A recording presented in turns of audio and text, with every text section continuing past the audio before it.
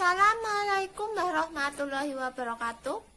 Perkenalkan, nama saya Fitria Nur Hasanah dengan NPM 20144600012 dari Prodi PGSD kelas A120.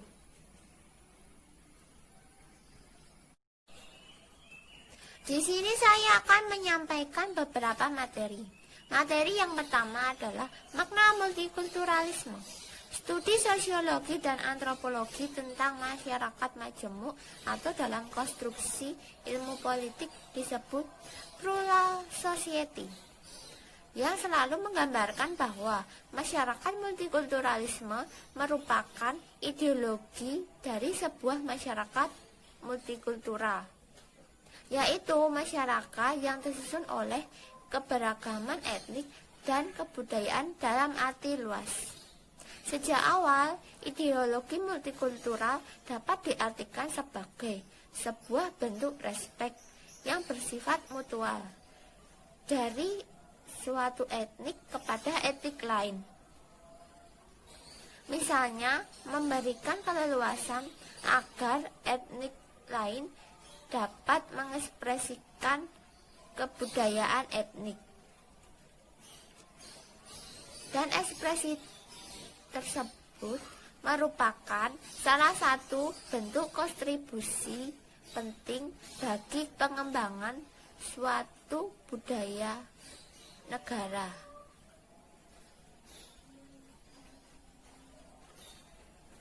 Terdapat dua makna penting dari multikulturalisme. A. Kaum multikulturalis yakin bahwa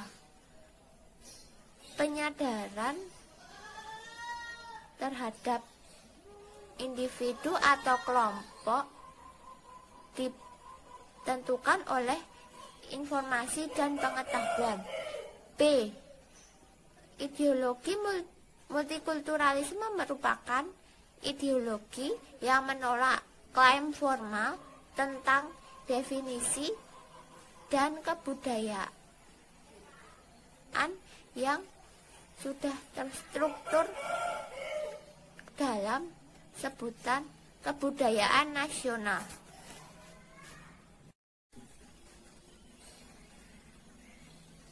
Materi yang kedua yaitu makna masyarakat madani. Masyarakat madani atau civil society sangat sulit dipahami. Dalam ilmu sosial, banyak sekali memiliki perspektif untuk memahami sesuatu. Tidak jarang seseorang menemukan kesulitan tentang apa yang mereka maksud dengan sebuah konsep, termasuk civil society.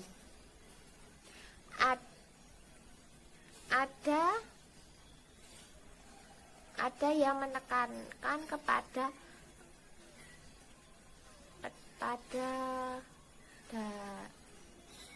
pada ruang atau space di mana individu dan kelompok sosial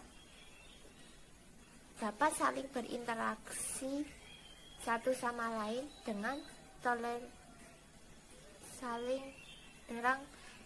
toleransi saling menghargai. Di dalam ruang tersebut, masyarakat dapat ikut berpartisipasi dalam pengambilan kebijakan publik terhadap negara. Berdasarkan hal tersebut, dapat diambil kesimpulan bahwa civil society merupakan suatu bentuk hubungan antara negara dengan sejumlah kelompok sosial, misal keluarga, kalangan bisnis, asosiasi masyarakat, dan gerakan sosial yang ada dalam negara yang bersifat independen terhadap negara. Materi yang ketiga adalah makna persatuan dan kesatuan. Persatuan dan kesatuan berasal dari kata satu, yang berarti utuh dan tidak terpecah-pecah. Secara umum, persatuan dapat diartikan sebagai suatu perkumpulan dari berbagai komponen yang telah menjadi satu. Sedangkan kesatuan memiliki arti hasil perkumpulan yang telah menjadi satu dan utuh. Jadi, persatuan dan kesatuan adalah bersatunya beragam unsur yang telah menjadi satu dan utuh. Adapun makna persatuan dan kesatuan bagi bangsa Indonesia sebagai berikut. A. Menciptakan rasa kekeluargaan, sikap tolong-menolong antar sesama, dan terbentuknya sikap nasionalisme. B. Menciptakan rasa kemanusiaan, sikap toleransi, dan suasana harmonis untuk hidup berdampingan. Yang terakhir, C. Menciptakan rasa kebersamaan sehingga saling melengkapi antara yang satu dan lainnya. Materi yang keempat, asas-asas pemerintahan daerah. A. Asas desentralisasi. Pada pelaksanaannya, asas-asas desentralisasi wewenang dan tanggung jawab sepenuhnya menjadi tanggung jawab daerah. B. Asas dekonsentrasi. Pelaksanaannya sesuai apa yang ditentukan oleh pemerintah. Dan yang C. Asas pembantu. Asas pembantu berfungsi untuk membantu pelaksanaan asas-asas sebelumnya, yaitu asas-asas desentralisasi dan asas-asas dekonsentrasi. Materi yang kelima adalah makna keadilan dan keterbukaan. Untuk yang pertama, makna keterbukaan. 1. Selalu menunjukkan sikap terbuka terhadap orang lain. 2. Memiliki rasa sikap tolong-menolong antar sesama. Yang ketiga, bersikap ramah terhadap tamu. Untuk yang kedua, makna keadilan. 1. Pembagian hak antara satu orang dengan yang lain sama rata terhadap seluruh rakyat tanpa terkecuali. Yang kedua, menciptakan rasa persatuan terhadap orang lain. Dan yang ketiga, setiap permasalahan yang dialami dapat diselesaikan melalui jalur hukum dengan yang seimbang dengan waktu tertentu sesuai Pancasila. Materi yang keenam, makna pembukaan UUD 1945. A. Alinea pertama. Pada alinea pertama menunjukkan dalil subjektif dan objektif. B. Alinea kedua menunjukkan ketepatan dan kepahaman penilaian bangsa Indonesia. C. Alinea ketiga. Inti dari makna alinea ketiga adalah adanya keinginan hidup berkesinambungan dan seimbang antara kebutuhan material, antara spiritual dan material. Yang terakhir D. Alinea keempat memuat prinsip-prinsip negara yang terdiri dari fungsi dan tujuan negara, susunan dan bentuk negara, serta sistem negara. Materi yang ketujuh adalah makna peduli lingkungan.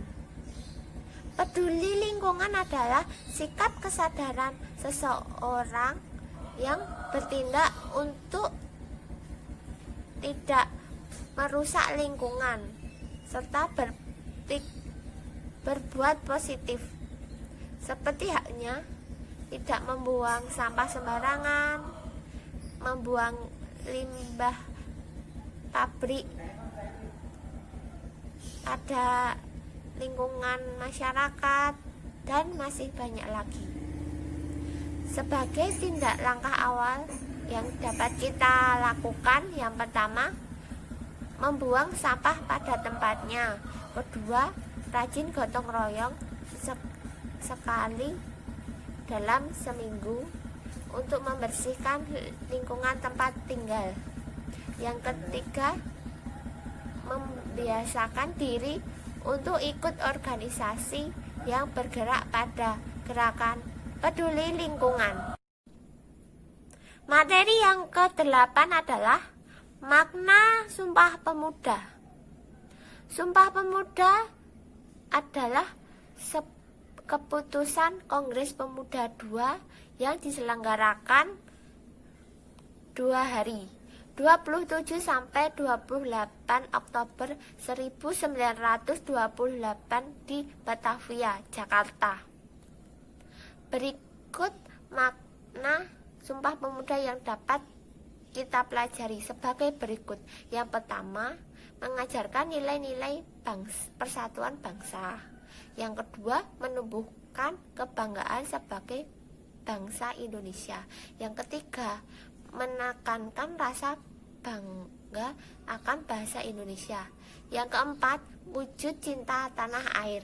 Yang kelima, mendorong semangat juanda pemuda. Dan yang terakhir, sebagai ajakan untuk menjaga kesatuan bangsa, keutuhan bangsa Indonesia. Materi yang ke-9 adalah makna hidup rukun. Hidup rukun adalah saling menyayangi, menghormati, serta menghargai antar sesama manusia. Hidup rukun dapat kita lakukan melalui lingkungan keluarga, masyarakat, dan sekolah. Tindakan kondisi hidup rukun yang akan menimbulkan rasa saling bahu-membahu, saling tolong-menolong, menjauhi perselisihan antar sesama, dan yang terakhir, kehidupan mereka yang dapat hidup rukun antar sesama juga akan dipenuhi kedamaian dan ketentraman. Mungkin itu saja yang dapat saya sampaikan. Apabila ada kesalahan dalam penyampaian materi, saya mohon maaf. Saya akhiri. Wassalamualaikum warahmatullahi wabarakatuh. Sekian, terima kasih.